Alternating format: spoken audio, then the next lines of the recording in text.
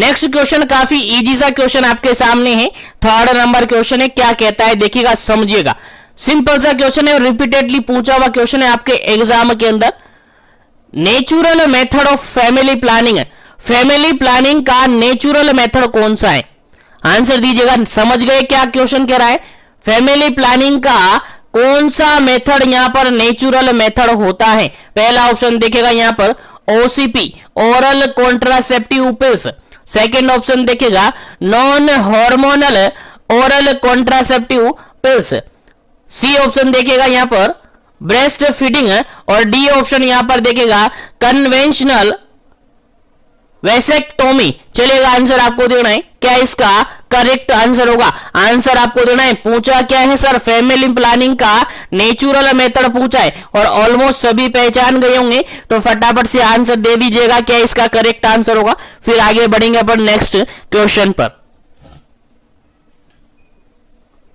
चलेगा, जल्दी से कीजिएगा, जल्दी कीजिएगा क्या इसका करेक्ट आंसर होगा, क्योंकि सिंपल सा क्वेश्चन है और आपके एग्जाम में पूछा हुआ क्वेश्चन है। रिपीटेडली ऐसे क्वेश्चन आपके एग्जाम में पूछे जाते हैं। चलेगा, यहां पर बात करें, यहां पर बात अपन करें तो देखेगा नेचुरल मेथड पूछा गया है, तो देखेगा OCP oral contraceptive pills natural methods के अंदर नहीं आती है, ये भी नहीं आती है, और वैसेक्टोमी आपकी परमानेंट होती है। लेकिन बात अपन करें तो ब्रेस्ट फीडिंग ये आपकी नेचुरल मेथड्स होता है, आपका नेचुरल मेथड्स होता है। आप सबको पता है आफ्टर डिलीवरी बेबी को एक्सक्लूसिव ब्रेस्ट फीडिंग प्रोवाइड की जाती है। कहां तक sir? Exclusive breast feeding provide कितने टाइम तक प्रोवाइड की जाती है? क्वेश्चन आपके एग्जाम में पूछा हुआ है, आपको याद होना चाहिए। सर बेबी को आफ्टर डिलीवरी 6 मंथ तक क्या करनी है सर? ब्रेस्ट फीडिंग प्रोवाइड करनी होती है, ब्रेस्ट फीडिंग प्रोवाइड करनी होती है। यही क्या होती है? आपकी एक्सक्लूसिव ब्रेस्ट फीडिंग होती है। और ब्रेस्ट फीडिंग 6 मंथ तक जो जनरली ब्रेस्ट फीडिंग करवाते हैं, उस दौरान यहां पर प्रेगनेंसी कंसीव नहीं होती है। इसीलिए इसको फैमिली प्लानिंग का नेचुरल मेथड्स माना जाता है। याद रखिएगा, याद होना चाहिए। यहीं पर लैक्टेशनल एमनोरियल मेथड्स भी इसको जानते हैं, लैक्टेशनल एमनोरियल मेथड्स भी इस नाम से इसको जानते हैं। याद रखिएगा, काफी इंपॉर्टेंट क्वेश्चन है आपके एग्जाम पॉइंट ऑफ व्यू से, भूलना नहीं है। काफी सिंपल सा क्वेश्चन है, लेकिन आपके एग्जाम में आ सकता है, इसलिए याद रखिएगा। चलिएगा, आगे बढ़ते हैं पर नेक्स्ट क्वेश्चन पर। नेक्स्ट क्वेश्चन आपके सामने सिंपल सा इजी सा क्वेश्चन पूछा गया है, आंसर आपको देना है। देखिएगा, फोर्थ नंबर क्वेश्चन है example of non hormonal oral contraceptives. जो नॉन हार्मोनल ओरल कॉन्ट्रासेप्टिव्स है, उनका एग्जाम्पल आपको यहां पर बताना है। आंसर आपको बताना है, फटाफट से आंसर दीजिएगा क्या इसका करेक्ट आंसर है। पहला ऑप्शन है यहां पर OCP oral contraceptive pills. Second option है यहां पर छाया और सहेली। थर्ड ऑप्शन है यहां पर माला डी, और फोर्थ ऑप्शन है यहां पर माला एन। चलिएगा, आंसर आपको देना है ए बी सी या डी। आंसर क्या होगा इसका करेक्ट आंसर आपको देना है। फटाफट कीजिएगा, जल्दी कीजिएगा क्या इसका करेक्ट आंसर होगा, क्योंकि सिंपल सा क्वेश्चन है, लेकिन आपके एग्जाम पॉइंट ऑफ व्यू से काफी इंपॉर्टेंट है। आपके एग्जाम पॉइंट ऑफ व्यू से काफी इंपॉर्टेंट है, आपको याद रहना है, आपको याद रखना है, आपको भूलना नहीं है। चलेगा, यहां पर करेक्ट आंसर की आप बात करते हैं, करेक्ट आंसर की आप बात करते हैं तो ऑप्शन नंबर बी यहां पर करेक्ट आंसर होगा, क्योंकि ओसीपी भी हार्मोनल है, माला डी माला एन भी हार्मोनल के अंदर आते हैं। लेकिन नॉन हार्मोनल की बात अपन करें तो आपका छाया और सहेली जो कि एक प्रचलित कॉन्ट्रासेप्टिव के रूप में है, प्रचलित है, काफी फेमस है। आप सबने नाम सुना होगा, आप सबने इसके बारे में पढ़ा होगा, जनरली आप सबको पता होगा। इसको कैट क्रोमोनन अपन कहते हैं, कैट क्रोमन अपन इसको कहते हैं। याद रखिएगा, इंपॉर्टेंट क्वेश्चन है। अगर यहां पर ऑप्शन में ये नहीं मिले तो ये भी मिल सकता है, कैट क्रोमन इसको भी कह सकते हैं। तो याद रखिएगा, यहां पर नॉन हार्मोनल कॉन्ट्रासेप्टिव के अंदर ये करेक्ट आंसर है ऑप्शन नंबर बी। उम्मीद है आपको समझ में आ गया होगा। तो छाया और सहेली क्या है sir? Non hormonal contraceptive pills है, जो कि कैट क्रोमन के नाम से भी जानी जाती हैं। याद रखिएगा। चलिएगा, आगे बढ़ते हैं अपन नेक्स्ट क्वेश्चन पर। नेक्स्ट क्वेश्चन है सिंपल सा आपसे पूछा गया, काफी सिंपल सा क्वेश्चन है, जो कि अभी जो रिसेंटली सीएचओ के रिगार्डेड एग्जाम हुए हैं उनके अंदर एज इट इज क्वेश्चन पूछा हुआ है।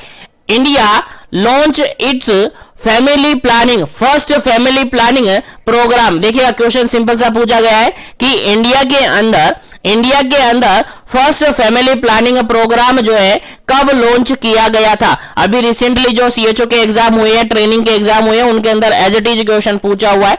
चलिएगा पहला ऑप्शन यहां पर देखिएगा, ए ऑप्शन यहां पर है 1952, सेकंड ऑप्शन है 1953, सी ऑप्शन है यहां पर 1954 और डी ऑप्शन यहां पर 1955। चलिएगा आंसर आपको देना है, क्या इसका करेक्ट आंसर होता है फर्स्ट फैमिली प्लानिंग प्रोग्राम कब लॉन्च हुआ है इंडिया के अंदर। सिंपल सा क्वेश्चन पूछा गया है, सभी को आंसर पता होगा, सभी को आंसर पता होगा, जिसको पता नहीं है वो याद रखेगा, आपके एग्जाम के अंदर पूछा जा सकता है।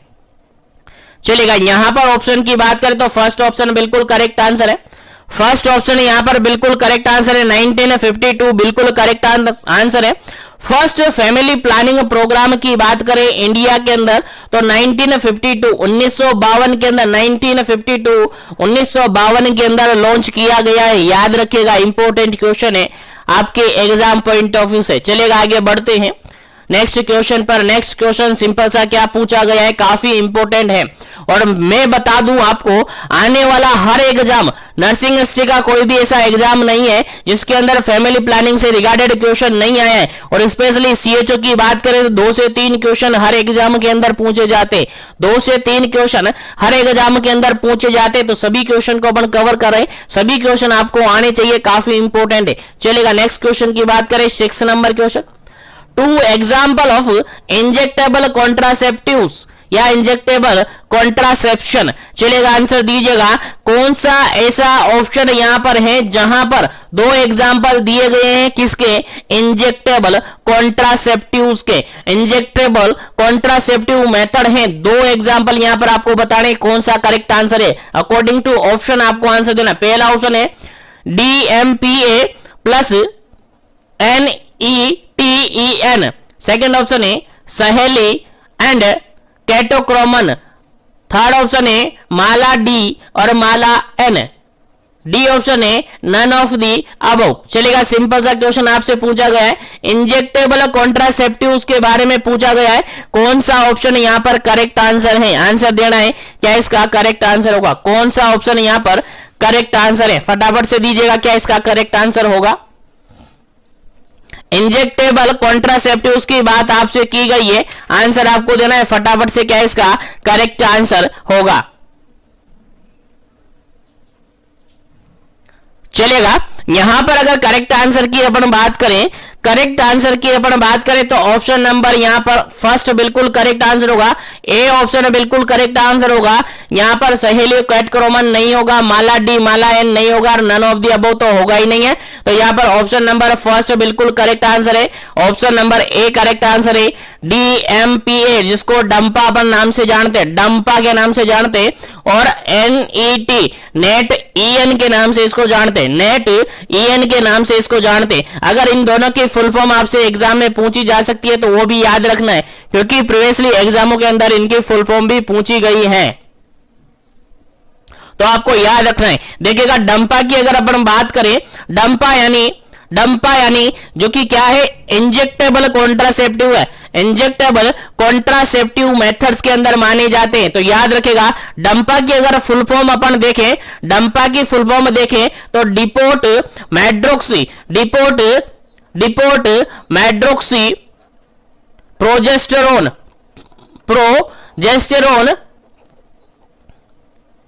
एसिटेट। याद रखेगा, काफी इंपॉर्टेंट है, फुल फॉर्म आपसे पूछी जा सकते हैं, डिपोट मैड्रोक्सी प्रोजेस्टेरोन एसिटेट डंपा का फुल फॉर्म होता है। अगर अपन बात करें नेट EN की बात करें, NETEN की बात अपन करें तो नेट EN का जो फुल फॉर्म होता है वो होता है नॉर इथेस्टेरोन इनएंथेट।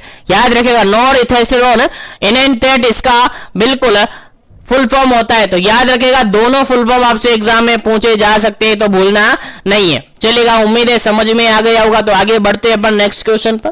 नेक्स्ट क्वेश्चन आपके सामने सिंपल सा पूछा गया है, काफी इंपॉर्टेंट क्वेश्चन है। देखिएगा 7 नंबर क्वेश्चन है और 7 नंबर क्वेश्चन सिंपल सा आपसे पूछा गया है, progesterone only pills also known as, progesterone only pills को किस अदर नेम के नाम से जाना जाता है, किस नाम से जाना जाता है, प्रोजेस्टेरोन ओनली पिल्स को किस नाम से जाना जाता है, आंसर आपको देना है। पहला ऑप्शन यहां पर मिनी पिल्स के नाम से जाना जाता है, बी ऑप्शन यहां पर है डंपा के नाम से जाना जाता है, सी ऑप्शन यहां पर है माला एन के नाम से जाना जाता है, डी ऑप्शन है यहां पर माला डी के नाम से जाना जाता है। चलिएगा आंसर आपको देना है, क्या इसका करेक्ट आंसर है प्रोजेस्टेरोन ओनली पिल्स जो होती हैं उसको किस नाम से जानते हैं, किस नाम से वो फेमस है, आंसर आपको देना है। प्रोजेस्टेरोन ओनली पिल्स की बात की जा रही है और आप सबको याद होगा ऐसे मैं उम्मीद करता हूं। तो इस क्वेश्चन का जो बिल्कुल करेक्ट आंसर है, जो भी क्वेश्चन बता रहा हूं आपको याद रखने हैं, आपके एग्जाम के अंदर एज इट इज क्वेश्चन पूछे जा सकते हैं, एज इट इज क्वेश्चन पूछे जाएंगे, थोड़ा बहुत लैंग्वेज चेंज हो सकता है लेकिन क्वेश्चन पूछे जाएंगे 100%। चलेगा इस क्वेश्चन का करेक्ट आंसर की अपन बात करें तो ऑप्शन नंबर फर्स्ट यहां पर करेक्ट आंसर है।